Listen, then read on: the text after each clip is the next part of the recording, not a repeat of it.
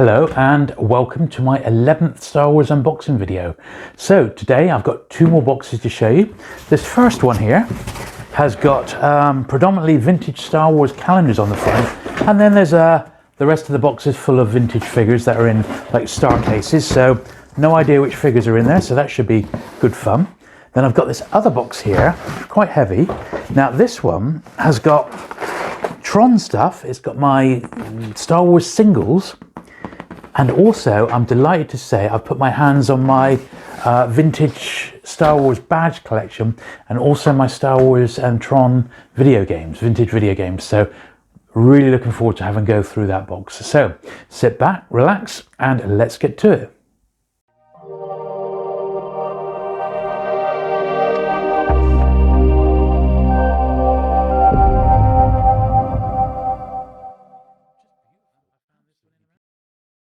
Okay, and so the first thing I've come across is yet another Letraset little booklet here, Chewbacca's Space Notes. Now I don't know why these aren't all together. I'll tell you why they're not all together. And I keep finding one in one box and another. It's because when I started to try and get a collection of the Letraset books together, I was finding one here, one there. I had a couple already anyway. And they've just been, as they've come my way, they've just been added to the latest box of sort of Star Wars stuff. So that's why they're a bit disjointed. But I believe that's the last bit of Letraset that I was looking for, bar the that cool scrapbook, which I am still on the lookout for. So I have to keep my eyes peeled for one of those. Now, the next thing we're going to look at is some vintage video games. Now, we've got a bit of a mixture here, so let's go through them one at a time. So this one is a light cycle game. It doesn't actually mention Tron per se, but this is a light cycle game released for the ZX Spectrum. So obviously it's done to tie in to Tron. Here is another one which is very, very similar. And this is the same, in fact, this is the same game, except they've gone full belt this time, and they've actually got a picture of Tron or Flynn on the actual front there, and that's straight from the movie, although it still doesn't actually mention Tron. It just says light cycle game. And then another old cassette here, which was for the Spectrum again, and this was for Return of the Jedi. So this was the Sinclair released Return of the Jedi game. What was it? The objective of your mission is to destroy the Death Star. Well, there's a surprise, you know. Got Parker there, so I guess they were the ones who had the game license. And unlike in America, where the Atari was king, and then later on the NES, in Britain it was the battle of the home computers, and for us Sinclair was massive, and it only made sense that they released a game for the Spectrum. Now, this one I haven't got boxed. It's the Empire Strikes Back game for the Atari 2600. The cartridge would go in like that into the console. And I remember I have played this on an emulator, because you can play these. You can download the complete Atari back catalogue on your phone. It's like 2 megabytes. It's the equivalent of downloading one MP3. And then just play them on a free emulator. So recommended. And that, the Empire Strikes Back, is actually a pretty good game, that one. Now this next one is another Tron game. This is actually official Tron, and these cartridges were for the Intellivision, which you may not have heard about. 1979 this one's dated, and I haven't, although I've not got a boxed one of this, it is quite nice to have the cartridge, and it's Tron's Solar Sailor, and that goes in that little case there. Then we got this Tron game, which is Tron Mazetron, once again for the Intellivision. Obviously Tron was pretty popular, and I like the packaging on these because they open up like a book. You see, and then you got your there's the game there. You got these little plastic overlays which went onto the controllers like that. You had 2 of those because they were all 2-player games, and then the instruction booklet and a little catalogue there of Intellivision games. So really, really nice item there. These Intellivision games aren't a fortune to get now, and I absolutely love them. So it's Tron Mazetron, and also same company, same system, was Tron Deadly Discs, which was another very similar one. Really cool artwork there, and same thing again. So you got the instruction booklet and the keyboard overlays, I think they used to call them. So really, really smart. Now, oh, here's the booklet for The Empire Strikes Back. So I haven't got the box, but there's the instructions, and you can see, in fact, you can see the game there with the, they actually managed with that tiny memory to get the little walkers actually moving across the screen in that game, which was just incredible. So that actually goes with the Empire game there. Then I've got a couple more boxed ones here. So this is a Star Wars Jedi Arena box game. This is once again for the Atari. See, I used to collect Atari 2600, and I had well over 250 games boxed, and I had about another 100 or so loose, which was a lot for British collectors. But as I've said in the past, there was no way I could keep all my retro collection as much as I wanted to, because I just didn't have the room. So I've had to get rid of it. So there's the instructions for Jedi Arena. Obviously, I kept all my Star Wars related ones because they were just so good and part of my Star Wars collection. Same as my Simpsons games and that. And this is quite nice. This is a catalogue, a nice colour catalogue of all the Parker games that were around at that time. There's a picture of the Atari 2600 there. As I said, if you ever fancy playing these, they're really easy now, and they are on all the emulators. You just play them on your mobile phone, so no great shakes. There we are, and then a little mail away. Join the Parker Games Club, and there's the actual packaging. So much better than a digital download that you would get today. I'm sure you would agree. What would you rather choose? Have a lovely boxed game like this, or just a digital download that you got nothing to show for it? How times have changed, eh? And I got one more video game, and this is a later release by Telegames. Once again, it's for the Atari 2600, but it's a version of Tron's Deadly Discs, this one. And they didn't do a bad job of this one either, so this one also comes recommended if you can track a copy down. I have a funny feeling that one might actually be quite expensive, that one. So anyway, I'm just going to tidy those up, and then I shall get the next lot out. Okay, so now we're on to the calendars. Now, these don't actually seem that old, these calendars. However, I've got nothing here less than 20 years old. I think the most up-to-date one I've got is 22 years old, so you could hardly say these weren't vintage, but they're not like 70s ones, unfortunately. This is the earliest one I've got, which is from 1990, and it is a really nice calendar, this one. Fairly straightforward. It's just like a square. Lovely artwork on the front, and on the back it's got scenes from the movies. This was a US one. Sedco publishing this was actually dated 89, but for the year 1990. Yeah, pretty good little calendar. That the only photo I'm not familiar with, because it's from a different angle, is that one there. Now you have a look at that one. That's a sort of famous scene of Leia, but I don't remember this bit. Who's he? I don't know. It must have been from a funny angle, that one, but that was quite interesting, I thought. So that's the 1991. This is 1995. This is a landmark calendar. It's got a front cover by Boris, the famous artist, although that's dated 1980. So it's actually an Empire Strikes Back front cover. And inside has got various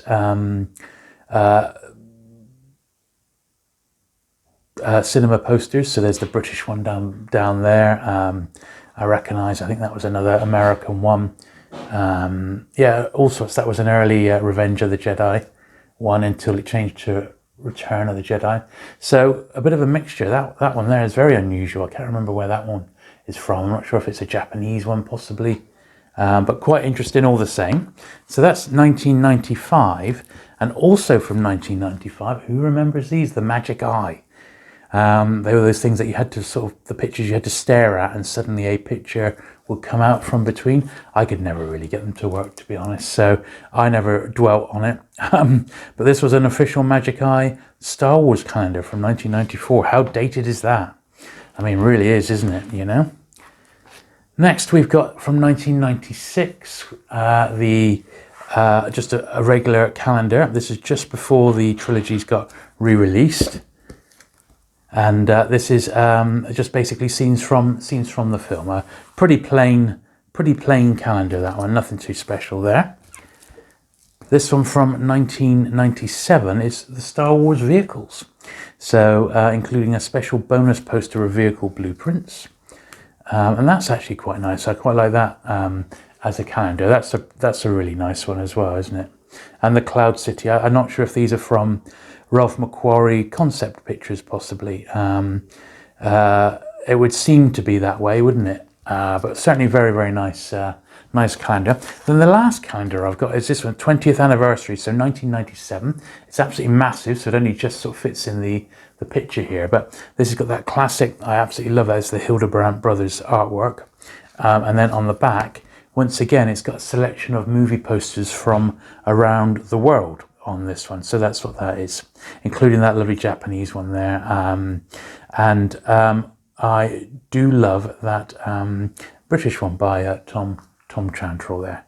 So that's all those Star Wars calendars. So let's pause that again there.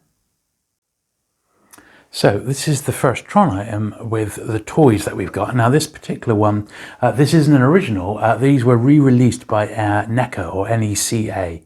And this was just like a re-release of the original figures from back in the day. Even this re-release, when did these come out? I think it's early 2000s that they did this. So they did this light cycle, and I think they did a blue and a yellow one, or a blue and a red one. And they also released, let's pop that over there, they did also release 4 figures. Now, I have always been, as you know, a fan of the Tron figures and the movie, but I never really got many at the time. I know they only did 4. Yeah, I see these are numbered on the back. So this is number 5055 of 10,000. And yeah, there's the yellow bike. But I can't actually see a date on it. So there's that one. And we got this one here.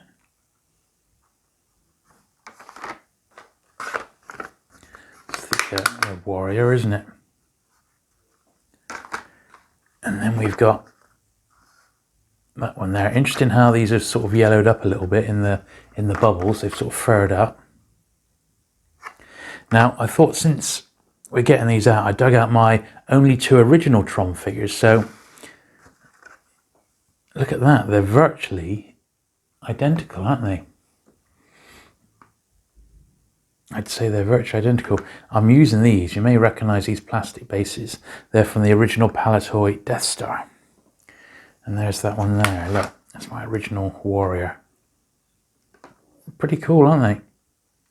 I love these. Absolutely love these figures. But they used to hardly ever turn up when we had the shop. You'd get loads of Star Wars figures, but you'd rarely get the Tron figures would come in. But yeah, absolutely fantastic line, and not too difficult to put a run together. Although I wonder how easy it would be to get these nowadays. I haven't looked them up, but yeah, pretty cool. 20th anniversary figures, those. So now we move on to the record collection. So I've only got my Star Wars 7 inches out. I haven't got my 12-inch LPs and longer players for Star Wars. They're in a separate place. However, these 7 inches were available. So this is the first one, and this is the Star Wars theme. It's a French copy on Festival, La Guerre des Étoiles. So it's the first one. And we got this one here. So another French one. Really nice in a picture sleeve like that. Even got the price there, 9.65 francs, which is quite nice, isn't it? I do love my Star Wars singles. Oh, there's an odd black hole one. So this is the, do you remember the book and record sets? This is a black hole one. It's sealed. And this would have a, you put the LP on, the single on, usually, yeah, 33. So it played the same speed as an LP, but then you could follow the story in the little booklet there. So it's quite a nice black hole one.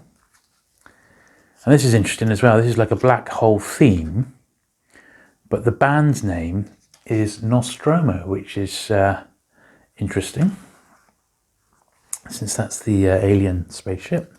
Right, this is more like it. Look, the Star Wars disco theme. That's what we love, by The Force. and the main title, and the B side is Funky Hat. There you go. So you don't get gems like this anywhere else on YouTube, you know. Another disco one. This is a French one again by the Bang Bang Robot. I guess that's supposed to be C3PO up there. Le Gueux des Étoiles. Theme Générique, Star Robot System. So it's just another version of the John Williams theme. And now this is quite interesting. So this is an RCA promo, and this is for the Star Wars theme and the Cantina band. Now this has got the big A in the middle, which is means it's like an advanced copy. It's got the time as well, so this would have been used in a radio station. So it's got the time of 3 minutes 30 seconds. This is for the DJ to time how long it would be whilst they were playing it. So 1977, and as I said, that big A in the middle means it's like an advanced demonstration copy, so that's pretty cool. This one here is the regular copy, the regular RCA one of the one that we've just looked at. So that's the difference, and that's in the nice company sleeve, the Star Wars Cantina. The next one we've got is Princess Leia's theme, and this one is also a demo copy. Manuel and the Music of the Mountains. So this is just his rendition of the Princess Leia theme in a demo form. Once again, pretty scarce, I would think, that. The Star Wars Intergalactic Droid Choir and Choral. So you've got R2-D2, We Wish You a Merry Christmas, with on the B side, what can you get a Wookiee for Christmas when he already owns a comb? Well, what a good question. I think that's just the regular release of that one. This next one is... well, this is probably one of the rarest singles I've got ever in my collection. So this is The Empire Strikes Back, coming to this cinema soon. It's a promotional disc for Rank Cinemas only. So this is a UK release, and it's a little 7-inch. And I remember playing this one. It basically just says, it plays some of the Empire Strikes Back music, and it says, coming to this cinema soon, The Empire Strikes Back. And it would sort of play a little like loop of it. Very, very scarce. And it said promotional disc for Rank Cinemas only. Plug for the album only. Pretty rare, that, and quite a nice little single. Next we have this, which is the Empire Strikes Back medley by Mecco. The regular version of that one. I don't think that's an advanced copy or anything like that. What's this? Do You Have the Force by the Droids. I don't remember this one. Do You Have the Force with, yeah, same on both sides. One might be an instrumental. Don't remember that one at all. What's this? This is the Cantina Band theme. Again, yet another version by the Rainbow Dance Orchestra. I tell you what, it never ends, does it? And on the B side is Never Swat a Fly. Good God, incredible. Okay. Next, Star Wars main theme, London Symphony Orchestra. This is the advanced one because it's got the big A in the middle, which means it's the advanced copy of this one. This is the official one, the London Symphony Orchestra, John Williams. And this appears to be the regular version of it, so the non-advanced copy of that one. This one is... it's the same one again, but this has got a little A on it, and it says for promoting the soundtrack album if it's on sale at the cinema. So another one of those rare promo ones that was played in the cinema. So 3 versions of that one. Now I'm sure you'll remember these, the book and record set. So this is like a book which has got, this one's been opened. So this is a French version of this particular one. And this has got the story of Return of the Jedi in French. And this one is narrated by Dominique Patural, a French chap. And this has got the single there. So you could put this on your record player and it would... oh, that doesn't go in because I put it in a sleeve. And you could follow it along. So these also came out in Britain and America. And I would generally buy them on cassette. So I have another box of CDs and cassettes and stuff like that. That's not going to fit that way. CDs and cassettes and things like that to show you. I haven't quite got to it yet, and of course I've got all the albums still to go through, of which there is many. But I won't dwell on these. But there's the British version of the same one. There's the French one. There's the English one. We've got Empire, Star Wars. A Droids one, Droid World, dated 83. Planet of the Hoojibs, Chewbacca based one. And finally the Ewoks join the fight. There we are. And there's a little summary. In fact, we've got all of those there. So that's how they came when they were originally released. So they were on those big sort of cards, if you did buy them on cassette, with the booklet, and then the cassette was in front. So that's how they were sold and marketed. So that's all the records. I'm going to pause briefly again, and we're going to have a look at the badges. Okay, so the first badges I'm going to go through, and I was amazed how many I had actually, are these ones here. Now these were released for the fan club, and they are very, very distinctive. So they're dated 1978, and they've got that really great, like the racetrack style Star Wars logo with the character in the middle. So we've got Chewbacca, and we've got the Jawa here, and 3PO, Luke Skywalker, and Darth. This is quite nice. This is the Star Wars fan club logo. So that's where these came from.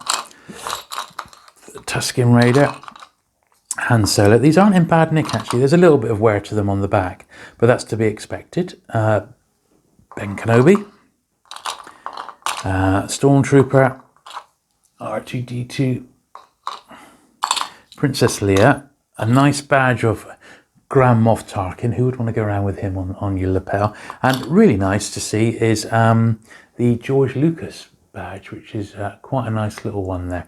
So those were released just for the fan club. All right, so they're pretty cool. Now these next ones are massive. I'm not sure who the manufacturer was on these, but in this range I seem to have three. So I've got a Luke Skywalker, a Chewbacca, and that C-3PO one there. And these are all ones I never actively sort of collected badges for Star Wars, but they just sort of ended up in the collection, if you know what I mean. You know, and if it was ones that I never had, I would just try and get it, you know. This was a more modern one for the special editions. Let's pop that over there. These are interesting because they're bootlegs. Now these are of interest to my mate Carl in Wax Packing, who does that great trading card channel, which I'll pop a link on as I'm talking about these. These are obviously R2 and C-3PO, but they've pinched the little flash there from the Topps trading cards. But they're definitely unofficial, but quite fun all the same. Now I've got a couple of Star Tours badges. So there's this one here, which is like a metal pin badge, and also this one here, which is much larger. I can't see any obvious dates on it, but my feeling is around 1986 for that one. Next one is a enormous black hole badge from 1979. Massive one, that. Pretty cool. Back to Star Wars. So we've got these ones here. Now I have a funny feeling that these ones, all of these that I'm pulling out, came from the Return of the Jedi weekly comic. Now I think it was this one which was on #1 of the Return of the Jedi comic, but maybe it was the larger one. You know, I really can't remember, but I'm pretty sure that these line drawing badges also came with the comic. And there's one other which I've just spotted. It was the unforgettable baby Ewoks, let's be honest, you know. I'm sure all of those came with the Return of the Jedi British comic at some point. All right, so that's where they're from. Now, this was another badge which I wasn't 100% sure where it came from. Happy Empire Day, I'm sure it's a British one. It does seem to turn up Maybe it was for the release of Empire Strikes Back in the UK. I'm not sure, but I have seen that a few times before. This is more modern. May the Force be with you. That's probably for the re-release of the trilogy on special edition. This one, however, is more of a vintage one, but I couldn't tell you where that one's from. These are all, I think the company's called Factors Inc. And we got Princess Leia, Darth Vader.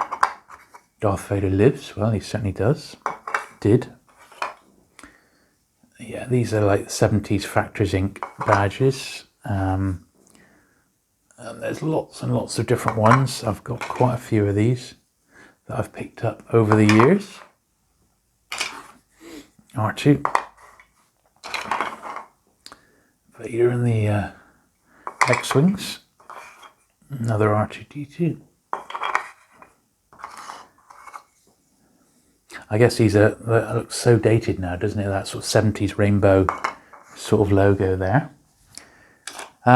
This one is for the Ewoks adventure, the Caravan of Courage. Go and see the Caravan of Courage if you dare. If you dare. Must be one I got from Purple Haze, 1995. Ask me about Star Wars comics, and well, if you do ask me, I shall tell you all about them, at least the vintage ones at the very least.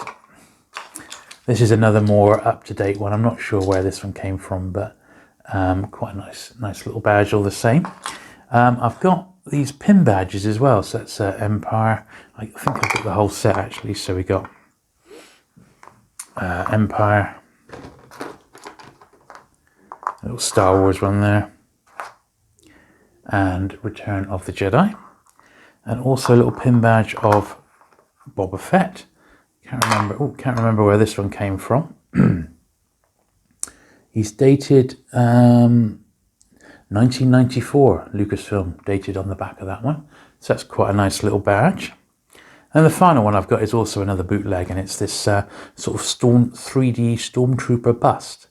It looks like they've taken that off a figure by the looks of it and created a little badge. But once again, definitely a little bootleg item, that which you don't tend to see very often. Right, so there we go. So I'm going to clean these aside, pause the video, and then we've got some more carded to go through. Okay, so now we're on to the carded figures that I brought down, and this first one is an absolute beauty. Actually, it's R2-D2 with his pop-up lightsaber. So a real nice, a nice figure, that one. Got his pop-up saber in there. This is a clipper. It says it's a clipper one on the back. So it's got a matte back rather than a thicker back. I remember that was quite a tough one to find. I don't believe I got that one in one of my lucky finds. That was one which came a bit later on. Next one we got is original Luke Farm Boy. Nice one there. See the bubbles yellowed on that one, but it is a British one. Punched, alas, but still a lovely classic figure. Then we've got the Imperial Dignitary. Now remember, this one took a long time to get because I wanted to find a carded Dignitary which didn't have that little spot on the end of his nose. So I did find one eventually, but the price I paid was that the bubble is a bit crushed. But believe me, trying to find the Dignitary without that blemish on his nose was very, very tricky indeed. Next we got another little Power of the Force one, which is, let's take him out, shall we? Warrock, so that's a nice unpunched example of Warrock. He's yellowed a bit, as a lot of these Kenner ones do, but I would gladly swap this one for a tri-logo, a nice tri-logo one of it, if anyone wants to do a trade. Drop me a line. Oh, this is interesting. It is Ewoks. I thought I had a couple of Ewok figures. So this is a wicket. I don't know if you can see this particular one is has been signed in gold up the top there by Warwick Davis. A little bit of a card tear there, but I think these are pretty scarce figures. Maybe not as in demand as the droids range by any means, but still nice to get, aren't they? You know, and nice to have a little example of one in the collection, which is quite cool. Then we've got this one. So we got another one of my favourite figures, Luke in his Bespin outfit. I'll try a logo here. That's a nice little card. Yeah, I like that one. Pretty good stuff. And we've just got one more to show you today on the carded figure front, and that is also a 159 Tri logo, and it's the A-Wing pilot. I always really liked the A-Wing pilot. I wish I had an A-Wing. I don't. It's one I never got around to getting, and I guess unless I'm lucky and find one cheap, I'm not going to be getting an A-Wing anytime soon. But that was a really nice figure there, and such a shame it came out so late in the day. And this was a clipper one as well. Nice unpunched example. Not a bad card there. I'm more than happy to have that one in the collection. And that is all those 2 boxes done.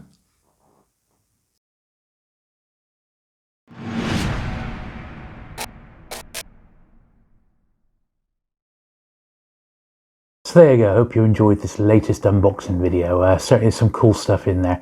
Now I've had a little look at what's left in the collection to show you Star Wars related, and I reckon I've got about another 6 to 8 boxes of vintage toys to go through. But then I've probably got the best part of a dozen boxes of comics and magazines. There's press packs, there's posters, there's all sorts of stuff, paper items. I've still got all the trading cards, which I haven't even touched yet, wrappers and boxes and things with that. There's quite a lot still to go. So I reckon we're probably just over halfway in this series, but certainly it would be hard to estimate when it is actually all going to be all unpacked and shown. Anyway, thank you very much for watching this time round. Do please hit the like button if you have enjoyed it, and do consider subscribing if you've not already for regular vintage Star Wars content. And I will look forward to seeing you soon. Bye.